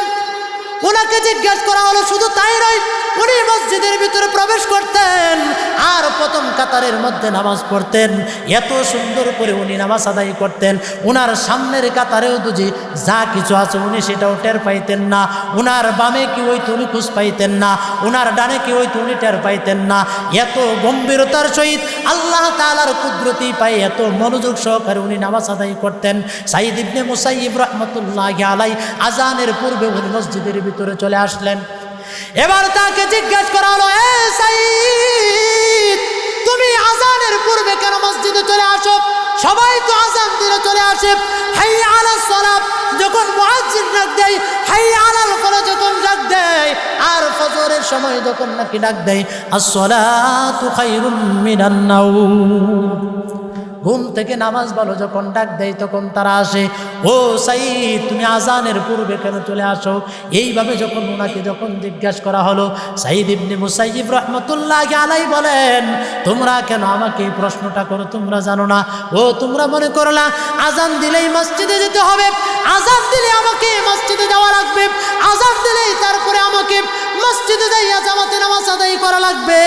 কেন তোমরা জানো না কাল কিয়ামতের ময়দানে আল্লাহ রাব্বুল আলামিন দুজি আমি সাঈদকে দুজি প্রশ্ন করে, ওরে সাঈদ, মসজিদ তাইকা মুয়াজ্জিন দিয়া আজান দিয়া মুয়াজ্জিনের আজানের মাধ্যমে তোমাকে 5 বার ডাইকা ডাইকা কেন মসজিদে নেওয়া লাগতো? চিন্তা করেন বাবাজিরা, তাকবীরওয়ালা কত গুরুত্ব জিনিস। উনারা 40 বছর পর্যন্ত তাকবীরওয়ালা পাবন্দি করেছেন, আর আমি আপনি নামাজ পড়ি কয় বছর ধইরা? কথা বলেন না কেন? আমি আপনি নামাজই পড়ি কয় বছর ধইরা? উনারা 40 বছর তাকবীরের এত পাবন্দি ছিলেন, তাকবীরওয়ালা ছুটে নাই, নামাজের প্রতি এত ইতনান ছিলেন, নামাজের মধ্যে তারা এত গুরুত্ব দিতেন, নামাজের মধ্যে তারা এত ইতনান তারা ছিলেন। সাঈদ ইবনে মুসাইয়িব বলেন, কাল কিয়ামতের ময়দানে যদি আমার রব আমাকে প্রশ্ন করে, ও সাঈদ, মসজিদের মুয়াজ্জিন তোমাকে ডাইকা ডাইকা কেন তোমাকে মসজিদে নিত, সেই দিন আমি কি জবাব আল্লাহ তাআলার কাছে দিব? এই জন্য আমি সাঈদ সেই বয়ে, সেই দিন আল্লাহ তাআলার ওই ডাকের বয়ে আমাকে প্রশ্ন করবে, এটার বয়ে আমি সাঈদ আজানের পূর্বেই মসজিদের ভিতরে প্রথম কাতারে যাইয়া ইমামের পিছে নামাজ আদায় করতাম। তাদের নামাজ কত জিনিস ছিল, আর আমার আপনার অবস্থা কি? তারা নামাজের প্রতি ইতমান ছিলেন, আর আমার আপনার নামাজের অবস্থা কি? আমার আপনার তাকবীরের প্রতি খেয়াল নাই। যাও আমরা নামাজ পড়তে যাই, ইমাম সাহেব রুকুতে গেলে কেমনে রুকুতে যাইতে হবে মাসালা জানি না, নামাজের মধ্যে কেমনে দাঁড়াইতে হবে সেটাও জানি না। কিন্তু নামাজের মধ্যে যখন বান্দা যখন কল্যাণের জন্য দাঁড়ায়, আমরা সুন্দর করে যখন সানা পড়ি, সানা পড়ার পরে আউযুবিল্লাহ পড়ি, বিসমিল্লাহির রহমানির রহিম পড়ে যখন সূরা ফাতিহা পড়ি, আলহামদুলিল্লাহি রাব্বিল আলামিন পড়ি কিনা? বলেন পড়ি কিনা? পড়ি না? নামাজের মধ্যে সূরা পড়া লাগেনি? প্রতি রাকাতে পড়া লাগেনি? হ্যাঁ, পড়া লাগে না? নফল পড়লেও লাগে, সুন্নত পড়লেও লাগে, ফরজ পড়লেও লাগে। কিন্তু দেখেন এই যে ইমাম সাহেব নামাজের মধ্যে একটা সূরা প্রতিদিন 5 বার করে পড়তেছে। পৃথিবীর জমিনের ভিতরে কত ম্যাগাজিন বই আছে, কত গল্পের বই আছে, একবার পরে, 2 বার পরে, 3 বার পরে, হ্যাঁ একবার শুনে 2 বার শুনে, একটা গান 1 বার 2 বার 3 বার শোনার পরে আর এটা শুনতেও চায় না। কিন্তু দেখেন নামাজের মধ্যে একজন ইমাম সাহেব প্রতিদিন প্রথম রাকাতে সূরা ফাতিহা পড়ে, কিন্তু এটা পড়ার কারণে একটা মুসল্লি কোনোদিন পিছন থাইকা অবজেকশন করে না, হুজুর আজকে থেকে এই সূরার পড়েন না, প্রত্যেক দিন এক সূরার কি মজা লাগে না, এরকম বলে নাকি? বলেন, বলে কেউ? বলে কেন? নামাজের মধ্যে করলাম আমরা জানি না। ইমাম সাহেব বলতেছে আলহামদুলিল্লাহি রাব্বিল আলামিন, আমরা এটা বুঝি না। আল্লাহ পাক জবাব দিতেছে আর রহমানির রহিম, আল্লাহ জবাব দিতেছেন মালিক ইয়াউমিদ্দিন। আল্লাহ তৃতীয়বারও জবাব দিলেন, কিন্তু আমরা কানেই তো শুনি না। ঠিক না বেঠিক? আমরা কি কানে শুনি? শুনি না। কিন্তু যখন নাকি চতুর্থবার বলতেছি ইয়্যাকা না'বুদু ওয়া ইয়্যাকা নাস্তাঈন, এই কথা বলার পরে ইয়্যাকা না'বুদু এতটুকুন আল্লাহর জন্য, ওয়া ইয়্যাকা নাস্তাঈন এতটুকুন আমার জন্য। আল্লাহ পাক বলেন বান্দা তুমি কি চাও আমার কাছে? আমার কাছে কি চাও বান্দা? তুমি চাও। কিন্তু এই চাওয়ার কথা বলে আল্লাহ পাক ক্ষান্ত করেন নাই। আল্লাহ পাক বলেন এ বান্দা তোরে তো আমি দুর্বল বানায়া সৃষ্টি করছি, এরকম দুর্বল, দেখ কিরকম দুর্বল। ওই এক ফোঁটা নাপাক থেকে তোরে সৃষ্টি করছি। কেমনে? দেখ পৃথিবীর জমিনের মধ্যে মানুষ কত ধরনের আর্টিয়ার আছে, কত জিনিস তৈরি করতে পারে, কাঠ দিয়া বানায়, হ্যাঁ গাছের ডালা দিয়া বানায়, বিভিন্ন জিনিস দিয়া আর্টিস্ট করে জিনিস তৈরি করে বানাইতে পারে। কিন্তু আমি আল্লাহ তাআলা এমন নিখুঁত একজন কারিগর, যেটার রাজত্ব আসমানের নিচে হোক, আসমানের উপরে হোক, জমিনের নিচে হোক, জমিনের উপরে হোক, সমস্ত কিছুর রাজত্বের মালিককে চিৎকার দিয়া বলে ওয়ালিল্লাহি মা ফিস সামাওয়াতি ওয়াল আরদ ওয়াল্লাহু আলা কুল্লি শাইইন কাদির। আল্লাহ বলেন আসমান এবং জমিনের ভিতরে একমাত্র রাজত্ব, একমাত্র ক্ষমতার অধিকারী আমি। আর গায়া যাওয়ার জন্য এরকমভাবে যখন বান্দা চাওয়ার চেষ্টা করবে, এই জন্য আল্লাহ রাব্বুল আলামিন বলেন বান্দা তোমার যেহেতু জ্ঞান কম, তোমার চাওয়াটাও তোমার দুর্বল হতে পারে। এই জন্য আমি আল্লাহ তাআলা তোমার চাওয়ার দায়িত্বটা আমি আল্লাহ তাআলা আমার কাছে নিয়ে নিলাম। কি ইহদিনাস সিরাতাল মুস্তাকিম, ইহদিনাস সিরাতাল মুস্তাকিম, সরল সঠিক পূর্ণ কথা যে রাস্তাটা, ওই রাস্তার উপর তোমাকে চালানোর কথা আল্লাহ বললেন। এই রাস্তার উপর চলো। এই রাস্তার উপর কারা চলেছে? ওই রাস্তার উপর তারাই চলেছে নবীগণ, শহীদগণ, সাহাবায়ে কেরাম, শুহাদাইন, আল্লাহর প্রিয় বান্দা যারা, আল্লাহর মকবুল বান্দা যারা, যারা দুনিয়ার মধ্যে থেকে আল্লাহকে রাজি খুশি করাইলো, যারা দুনিয়ার মধ্যে থেকে আল্লাহর নবীকে রাজি এবং খুশি যারা করাইছে, তারাই তো সরল সঠিক রাস্তার মধ্যে চলবে। ঠিক না বেঠিক? আল্লাহ বলেন এই রাস্তার ভিতরে তারাই চলেছে। জন্য আমি আল্লাহ তাআলা ইহদিনাস সিরাতাল মুস্তাকিম, সরল সঠিক রাস্তার চলার জন্য তোমার দায়িত্বটা আমি নিয়ে নিলাম। এইভাবে যখন আল্লাহ তাআলা বলতে শুরু করলেন, সূরা ফাতিহা শেষ করতে থাকেন, সর্বশেষ যখন বলেন গায়রিল মাগদুবি আলাইহিম ওয়ালাদ-দাল্লিন, এই কথা যখন বললেন, বলার পরে এবার বলতেছে ফেরেশতারাও কিন্তু আপনার সাথে সাথে আপনার যা কিছু আছে তারা বলতেছে। আপনি যখন বললেন গায়রিল মাগদুবি আলাইহিম ওয়ালাদ-দাল্লিন, তখন ফেরেশতারাও বলে আমিন। আল্লাহ বলেন বান্দা তুমিও বলো মনে মনে আমিন। তোমার আমিনের সঙ্গে ফেরেশতারা আমিনের সঙ্গে দুজি মিলে যায়, তোমার চাওয়া পাওয়াগুলো আল্লাহ তাআলা সমস্ত কিছু কবুল করে নেবেন। চিন্তা করে দেখছেন, আমার আপনার চাওয়ার দায়িত্বটাও আল্লাহ পাক নিয়ে নিছেন। এত সুন্দর করে আমাকে আপনাকে মেসেজ দিতেছে, তারপরেও কিন্তু আমরা এই জিনিসগুলো মানতে রাজি না। আমরা নামাজের মধ্যে যাই, নামাজের মধ্যে যাইয়া এই যে সূরা ফাতিহা পড়তেছি আর কথাগুলো বলতেছি, সাক্ষ্য দিতেছি আল্লাহ তোমার কাছেই চাই, ইয়্যাকা না'বুদু ওয়া ইয়্যাকা নাস্তাঈন, আর কারো কাছে চাই না। আর কাউকেও কারো নিকট কি নিজেকে আত্মসমর্পণ করি না। কিন্তু নামাজ পড়া হাইরাই মসজিদ থেকে বের হইয়াই দৌড়া চিন্তা করে দৌড় দেয় খাজার কাছে, দেয় কিনা? জোরে বলেন, যায় কিনা? দৌড়াই ব্যবসার মধ্যে যায় শিরিক লাগাই দিতেছে, ফসলের মধ্যে শিরিক লাগাই দিতেছে, তার বিভিন্ন জায়গায়। অথচ নামাজের মধ্যে দাঁড়ায় কি করতেছি? আল্লাহ তাআলার কাছে সব কিছু চাইতেছি। আল্লাহ তাআলা বলেন বান্দা তুমি চাইতেছো, সব চাওয়াও আমি তোমার পূরণ করে দিব। রাসূল আকরাম সাল্লাল্লাহু আলাইহি সাল্লাম এক হাদিসের ভিতরে বলেন দুনিয়ার মানুষ যখন নাকি নামাজ পড়বে, এই নামাজ পড়ার মাধ্যমে আল্লাহ তাআলা কি করবেন জানেন? আল্লাহ তাআলা 5টা পুরস্কার দিবেন। কয়টা পুরস্কার? 5টা। 1 নম্বর যেই বিষয়টা আবার বলছেন নিয়ামত দিবেন। নিয়ামত কি? বান্দা তুমি যদি 5 ওয়াক্ত নামাজ আদায় করো, এই 5 ওয়াক্ত নামাজ আদায় করার কারণে আমি আল্লাহ তাআলা কি করি জানো? তোমার যে রিজিক, তোমার কি রিজিক, এই রিজিকের দায়িত্বটা আমি আল্লাহ তাআলা নিয়ে নিই। আপনারা কি আমার সাথে রাগ? জোরে বলেন। যদি রাগ না হন তাহলে কি সুবহানাল্লাহর সাথে রাগ? তাহলে এতগুলা মানুষ, তারপর সুবহানাল্লাহ যে কইছেন, ভাই আপনি ভালো করে শুনতেন, সাক্ষী দিন। আবার এলাকার মানুষ দেখে সাইডটা নিয়ে নেন। এই যে এতগুলা মানুষ বলছেন, প্রায় আলহামদুলিল্লাহ প্যান্ডেলটা মোটামুটি বইরে গেছেন, এখন ভাল লাগতেছে, আসলে কথা বলতে ভাল লাগতেছে যদি আপনারা থাকেন। তাহলে এখন দেখেন, এই যে সুবহানাল্লাহ কইলেন, মনে হইতেছে আপনারা সুবহানাল্লাহর সাথে রাগ আছে। এখন ওয়াজ যে কোন দিকে করবো আপনাকে উপস্থিতি দেখে আমরা বুঝা পাইতেছি না। এখন ভাই আসার আগে কি সুবহানাল্লাহর ওয়াজই বুঝাইমো না নামাজের ওয়াজ নিয়ে চলবো, এটাই বুঝা পাইতেছি না।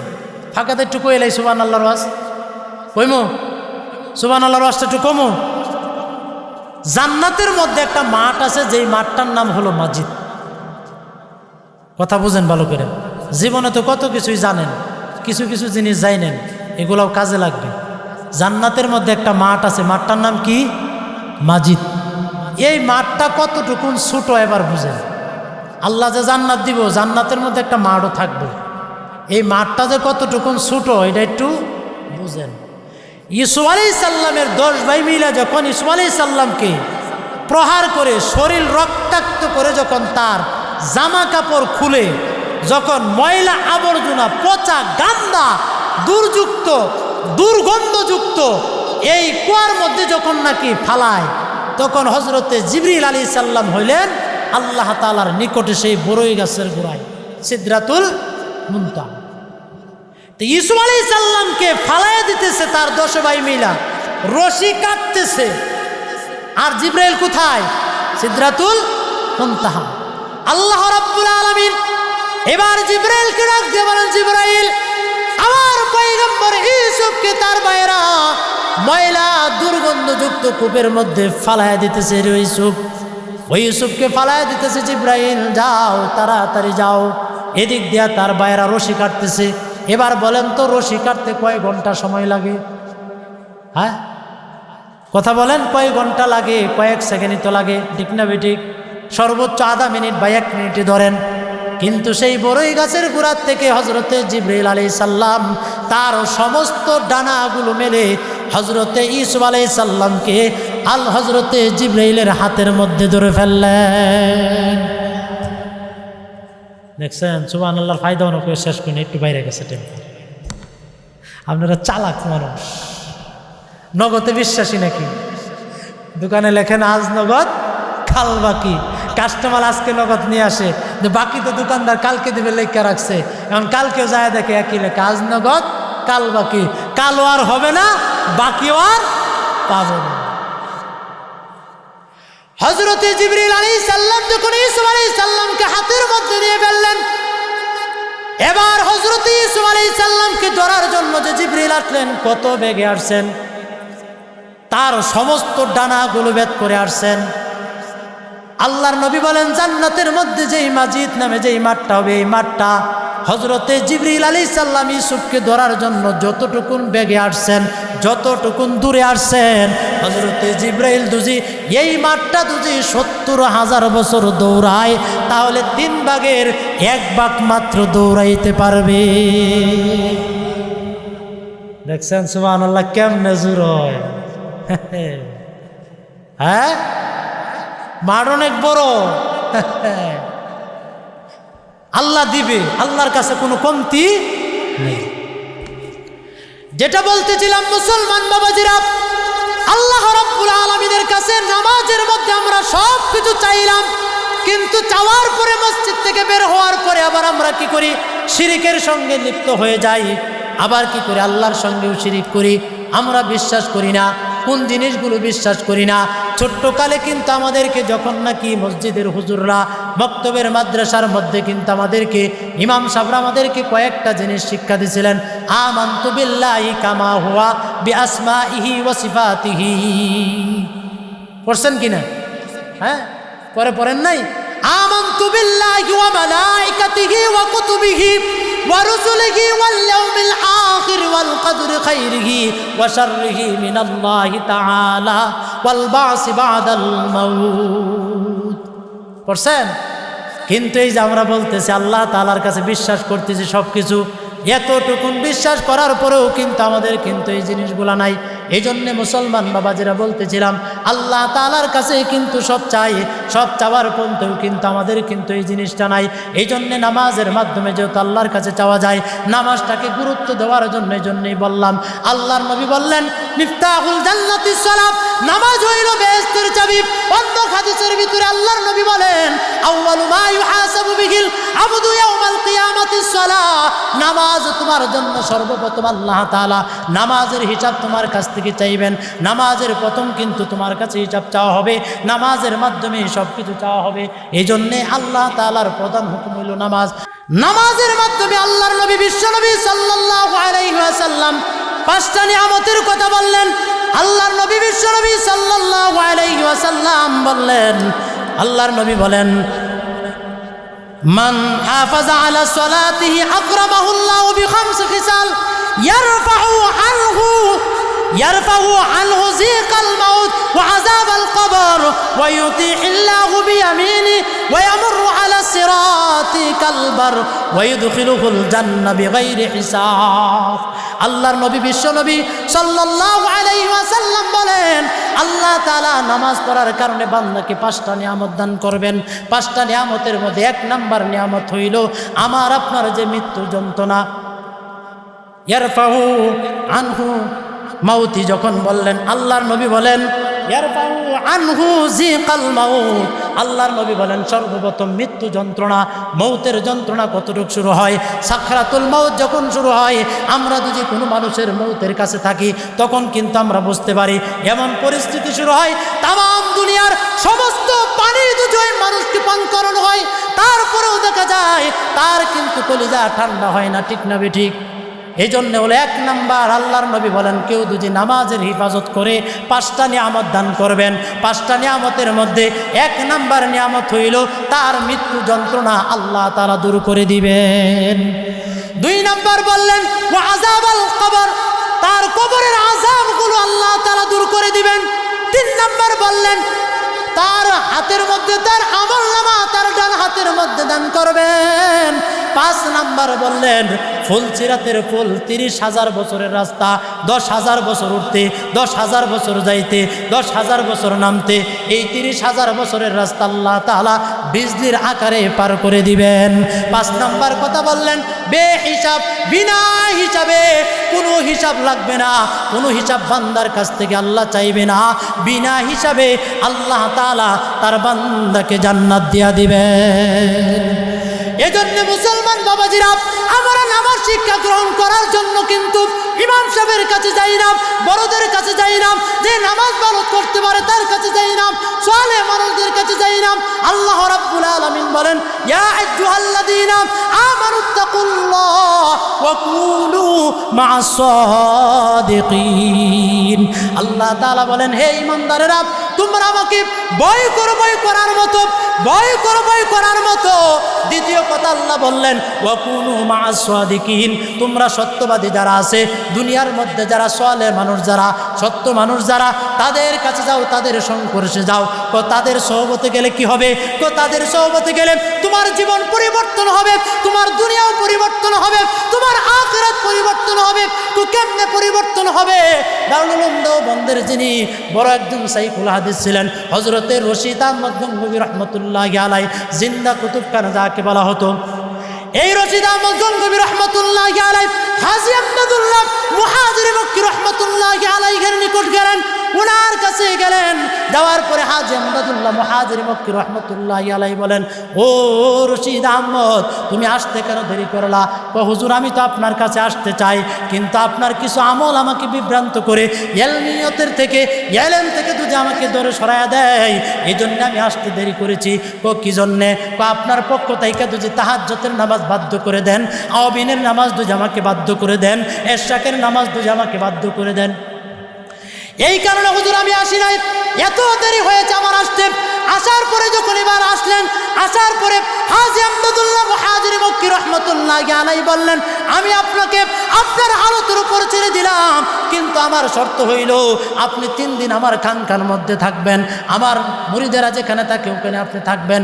এবার উনি রাত্রে যখন তাদের সঙ্গে শুইলেন, শেষ রাত্রে যখন হয়ে গেল, তার বামের লোকগুলা যারা শুয়েছিল, বামে যারা শুয়েছিল, তার পায়ের কাছে যারা শুয়েছিল, মাথার কাছে যারা শুয়েছিল, শেষ রাত্রে যখন নাকি ওই মানুষগুলা সিটগুলো গুছায়া সুন্দর করে ওযু করে যখন তাহাজ্জুদের নামাজে দাঁড়ায় গেল, কেউ তাহাজ্জুদের নামাজে দাঁড়িয়ে গেল, কেউ জিকিরের মধ্যে দাঁড়ায় গেল, কেউ কোরআন তেলাওয়াতের মধ্যে দাঁড়ায় গেল। এই দৃশ্যটা যখন দেখলেন রশিদ আহমদ গঙ্গোহী রাহমাতুল্লাহি আলাইহি, এটা দেখার পরে উনিও শর্মিন্দা হইলেন, হাই হাই, এই মানুষগুলা তো সকালবেলা আমার কাছ থেকে মাসালা জানবে, এই মানুষগুলাই তো আমার কাছে এলেম সম্পর্কে জানতে যায়। আজকে এই মানুষগুলা দাঁড়ায়া দাঁড়ায়া মাওলা পাককে সিজদা করে আর কোরআন তেলাওয়াত করে আল্লাহর জিকির করে, আর আমি রশিদ আহমদ গঙ্গোহী বিছানার মধ্যে শুয়ে থাকি, এটা কখনোই হতে পারে না। হযরত রশিদ আহমদ বিছানাটা গুছায়া উনিও কি করলেন? নামাজে দাঁড়ায় গেলেন, জিকিরের মধ্যে দাঁড়ায় গেলেন। 3 দিন যাওয়ার পরে হাজী আমদাদুল্লাহ মুহাজির মক্কি রহমতুল্লাহি আলাইহি জিজ্ঞেস করলেন, ও রশিদ আহমদ, তোমার অবস্থা কি? এবার হাজী সাহেব বললেন, এই কথা বলার পরে রশিদ আহমদ গঙ্গোহী বললেন, উস্তাদ জি, আমার সব কিছু ঠিক আছে, আমার আমলের তরবিয়ত ঠিক আছে, এলেমের তরবিয়ত ঠিক আছে, কোনো কিছুর ভিতরে সমস্যা নাই। এই কথা বলার পরে এবার রশিদ আহমদ গঙ্গোহী রাহমাতুল্লাহি আলাইহি বলেন, উস্তাদ জি, আমাকে তাহলে 40 দিন টাকার ইজাজত দেন। 40 দিন টাকার ইজাজত দেওয়ার পরে এবার 40 দিন পরে হাজী আমদাদুল্লাহ মুহাজির মক্কি রহমতুল্লাহি আলাইহি এবার তাকে খেলাফত দিয়ে বিদায় করে দিলেন। রশিদ আহমদ গঙ্গোহী চলে গেলেন গঙ্গি এলাকায়। গঙ্গি এলাকায় চলে যাওয়ার পরে হাজী আমদাদুল্লাহ মুহাজির মক্কি রহমতুল্লাহি আলাইহি চিন্তা করলেন, ওই যে রশিদ আহমদ চলে গেল, এখন তো আর টেলিফোনের যুগ না, ওই সময় খবর নেওয়া দরকার, কি অবস্থা। আল্লাহর ওলি হাজী আমদাদুল্লাহ মুহাজির মক্কি রহমতুল্লাহি আলাইহি উনার খবর নেওয়ার জন্য যখন নাকি চলে গেলেন, যায় দেখেন পথের মধ্যে একজন দুপা কাপড় খাসতেছে আর তার জবানের মধ্যে জিক্রুল্লাহ জারি। এবার ওই দুপাকে জিজ্ঞেস করে, আল্লাহর বান্দা, তোমাকে দেখে মনে হইল তুমি মনে হয় কোনো হক্কানি পীরের মুরিদ হইবা, কারণ যেহেতু তোমার কাজের সঙ্গে সঙ্গে তোমার জিকিরের জারি আছে, তোমার জবানের মধ্যে জিকির জারি আছে। এই কথা যখন জিজ্ঞাসা করলেন, এবার দুপা বলেন, কেন গো, আপনি কি আমাকে চিনেন না? না। আমার পীর সাহেবকে আপনি চিনেন না? না। আমার পীর সাহেব হইল হযরতে রশিদ আহমদ গঙ্গোহী রাহমাতুল্লাহি আলাইহি। এই কথা বলার পরে হযরতে রশিদ আহমদ গঙ্গোহী প্রশ্ন করলেন, ও রশিদ আহমেদ, আপনি এত বড় একজন হাদিস বিচারক, এত বড় একজন ফকিহ উন্নত, এত বড় একজন আলেম, তাহলে আপনি কেন হাজী সাহেবের দরবারে গেলেন? এই কথা বলার পরে হযরতে রশিদ আহমদ গঙ্গোহী রাহমাতুল্লাহি আলাইহি ডাক দেয়া বলেন, আমি হাজী সাহেবের দরবারে গিয়েছিলাম, আমি আমার নামাজকে নামাজ বানানোর জন্য, আমি আমার নামাজকে নামাজ বানানোর জন্য হাজী সাহেবের দরবারে গিয়েছিলাম। আসলে মুসলমান বাবাজিরা, আমাদের অবস্থা, আমাদের নামাজের এমন অবস্থা, এই জন্যে আমরা এমনভাবে নামাজ পড়ি, কেউ নামাজ 20%, কেউ নামাজ 60%, কেউ নামাজ 80%, কেউ নামাজ 90%, কেউ নামাজ 95% কবুল হয়। কারণ নামাজের মধ্যে যদি তারতিব যদি ঠিক না থাকে, খুশু এবং খুজু যদি ঠিক না থাকে, তাহলে নামাজ ওই নামাজ আল্লাহর দরবারে কবুল হবে না। এজন্যে আসেন আমরা আমাদের নামাজকে সুন্দর করি, নামাজের মাধ্যমে সব কিছু আল্লাহ তাআলার পক্ষ থেকে হাসিল করা যায়।